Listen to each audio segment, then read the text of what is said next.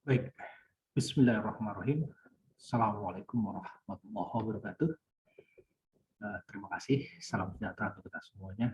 Bersama saya Coach Dr. Patisina. Pada kesempatan hari ini kita diskusi tentang pensiun sukses dan mandiri.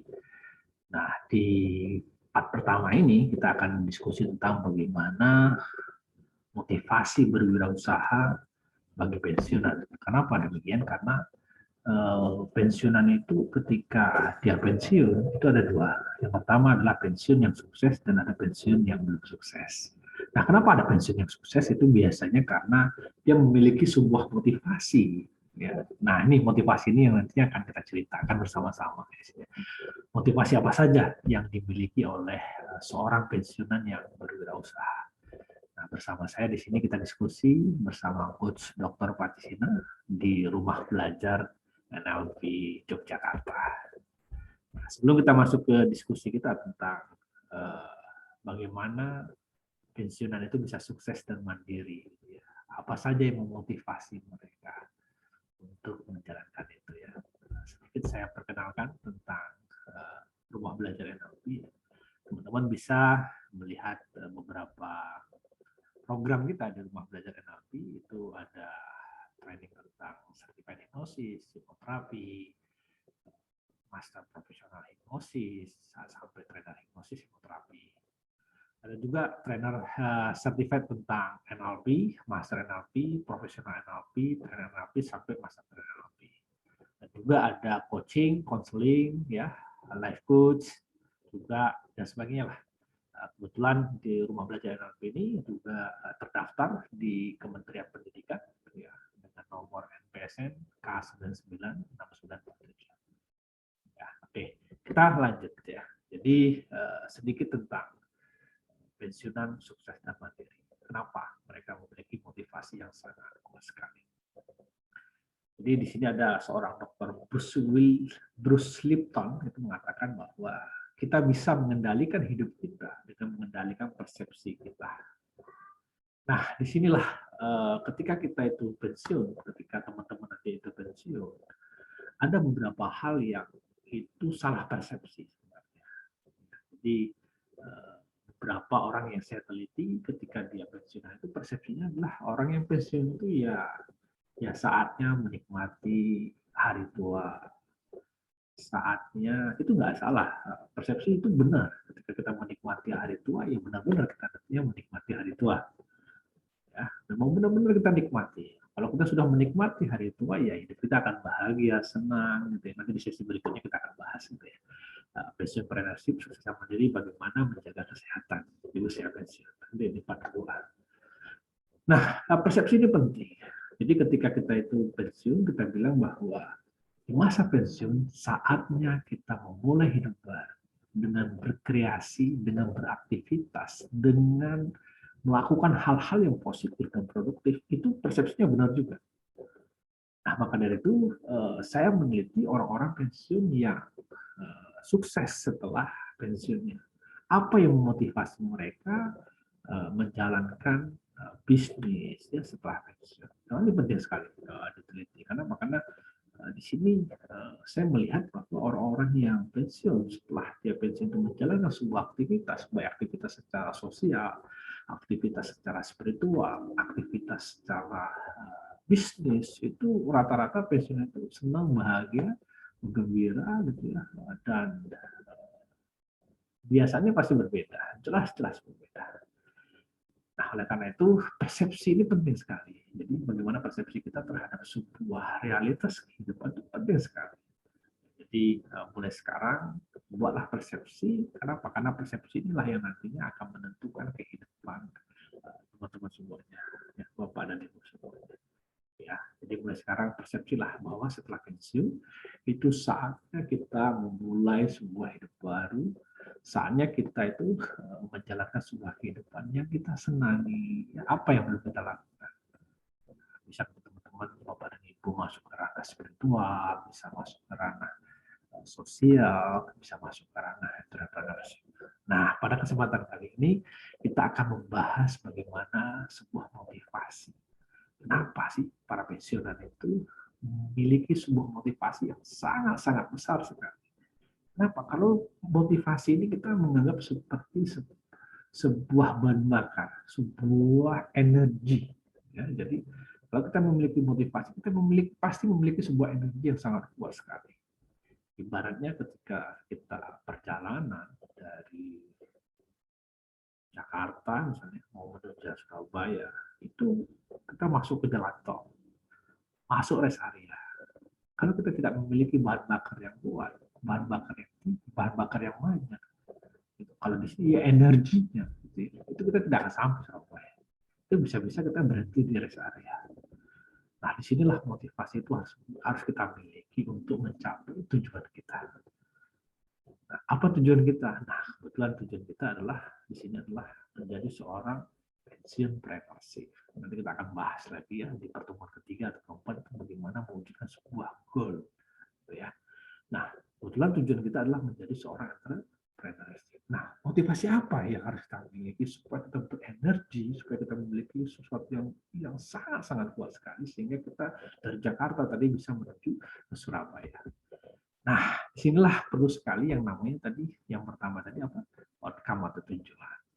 Nah, jadi ketika kita pensiun, itu posisi kita itu nanti di sini. Kondisi saat kita sudah pensiun. Kita mau kemana? Nah, kebetulan mau kemana ini adalah tujuan kita. Nah, tujuan kita adalah, misalnya di sini adalah ingin menjadi seorang entrepreneurship. Di bidang apa? Tujuannya. Di bidang kuliner kah? Peternakan kah? Misalnya perkebunan, pertanian, dan sebagainya. Itu adalah desired state yang kita inginkan. Ya. Nah, setelah itu langkah selanjutnya adalah ketika kita sudah mampu mewujudkan apa yang kita inginkan tadi, tahu kita apa inginnya apa, kenapa itu bisnis kita inginkan, maka apa di balik itu motivasinya? Apa? Nah, ternyata orang-orang yang saya teliti 350 orang sukses yang ada di Indonesia, ini ada bukunya, Pensiunpreneurship, itu saya karang sendiri. Hasil penelitian saya, mudah-mudahan nanti Bapak dan Ibu boleh nanti bermesan buku ini, silakan dipesan. Nah, namun yang saya teliti adalah orang-orang yang pensiunan itu memiliki motivasi yang sangat-sangat kuat sekali. Sehingga ketika dia pensiun itu ada sebuah dorongan. Yang pertama dorongan itu muncul adalah ingin sebuah kebebasan finansial. Ingin di hari tuanya itu ya tetap memiliki uang. Kenapa? Karena setelah pensiun pasti pendapatan berkurang dong. Berkurang, tapi apa nih yang harus kita lakukan supaya pendapatan kita tambah? Nah, ini penting. Jadi, kenapa pensiunan itu tetap sukses, ya, tetap bahagia? Karena pemasukannya tetap stabil. Banyak yang gagal itu begitu dapat pensiun, ya karena tidak ada masukan dan sebagainya, ya uang pensiun ini tadi yang dipakai ya nggak butuh waktu lama, ya sebulan, 2 bulan, bahkan setahun sudah habis. Nanti kita ceritakan lagi di sesi berikutnya itu bagaimana pensiunan mengelola uang pensiun. Ya. Nah, yang kedua adalah motivasi adalah sebuah kesenangan. Jadi dia menikmati. Jadi, pensiun menikmati apa yang dia kerjakan, menyenangi apa yang dia kerjakan. Misalnya ketika teman-teman pensiun adalah teman-teman bapak dan ibu itu menyenangi bisnis kuliner, hobinya makan, senang itu. Maka bangun bisnis ya di bidang kuliner karena itu sebuah kesenangan. Kesenangan itu seperti ini ya teman-teman. Kesenangan itu ketika kita melakukannya kita sampai lupa waktu, itu senang. Dari jam 8 kita kerja sampai jam 4 itu lupa. Jam 5, jam 6 sebagainya itu lupa, itu sama senang. Itu benar-benar senang. Senang melakukannya. Nah, yang ketiga adalah persoalan keluarga. Ya. Jadi beberapa pensiunan yang saya diskusi, saya wawancarai, selama ini dia bekerja, gitu ya, jauh dari keluarga, maka ketika dia pensiun, dia ingin dekat dengan keluarganya. Nah, ketika dengan dekat dengan keluarganya, apa nih bisnis yang harus saya lakukan? Oh, ternyata yang paling mungkin saya lakukan adalah saya berwirausaha. Karena dengan berwirausaha, saya bisa dekat dengan keluarga, saya bisa mengatur waktu saya, dan sebagainya. Ya. Nah, yang keempat adalah spiritualitas. Nah, spiritualitasnya apa? Dengan kita memiliki bisnis sendiri, dengan memiliki usaha sendiri, para pensiunan menganggap bahwa dia yang menentukan waktunya.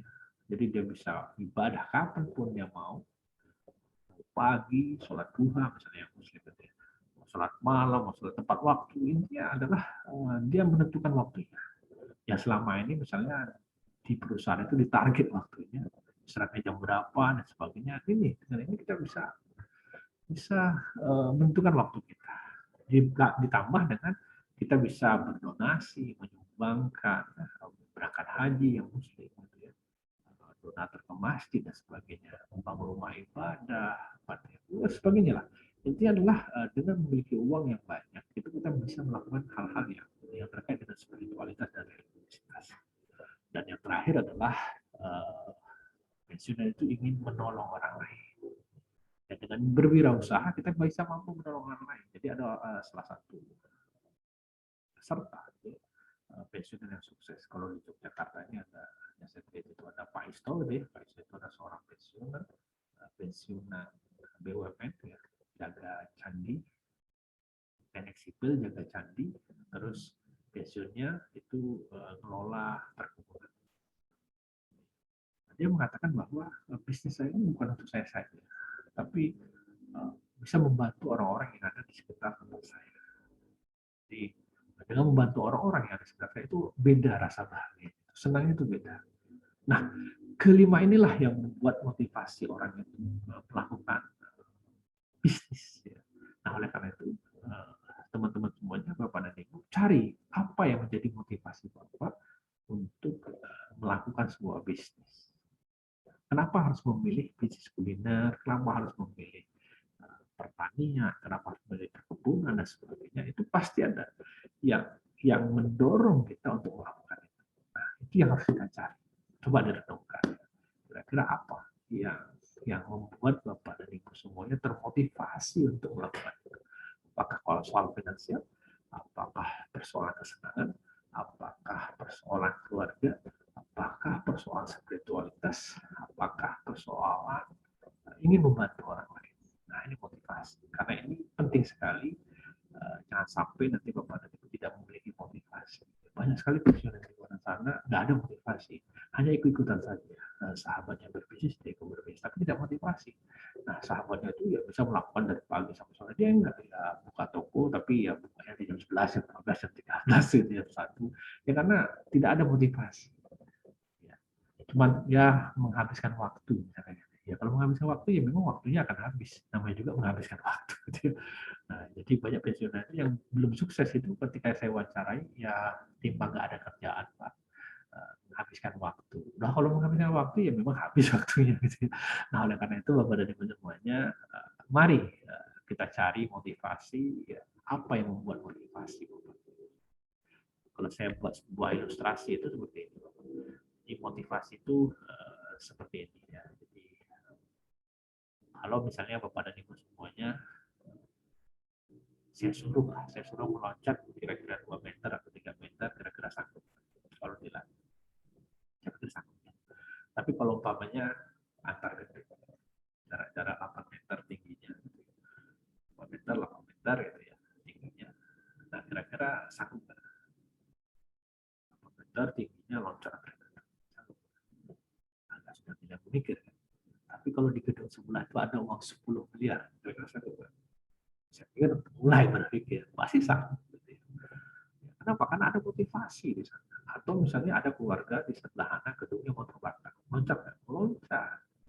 Atau di gedung kita tuh ada harimau, loncat nggak kita? Loncat. Nah ini adalah motivasi. Apa yang menarik atau mendorong Bapak dan Ibu semuanya untuk meloncat? Ini penting sekali Bapak dan Ibu pikirkan.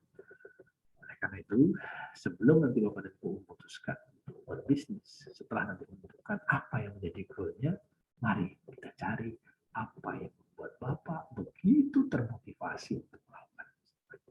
Baik, sekian dari saya. Terima kasih Bapak dan Ibu semuanya. Silakan mulai dioret-oret ya. Apa bisnis apa yang membuat Bapak termotivasi? Coba dipikirkan, direnungkan mulai saat ini. Oke, terima kasih. Assalamualaikum warahmatullahi wabarakatuh. Semoga presentasi tadi saya ini membuat manfaat buat Bapak Ibu semuanya. Terima kasih. Assalamualaikum warahmatullahi wabarakatuh. Salam sukses, salam bahagia untuk kita semuanya.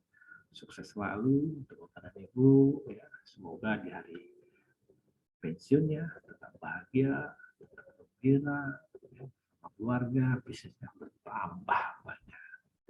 Assalamualaikum warahmatullahi wabarakatuh. Salam sukses, salam bahagia untuk kita semuanya.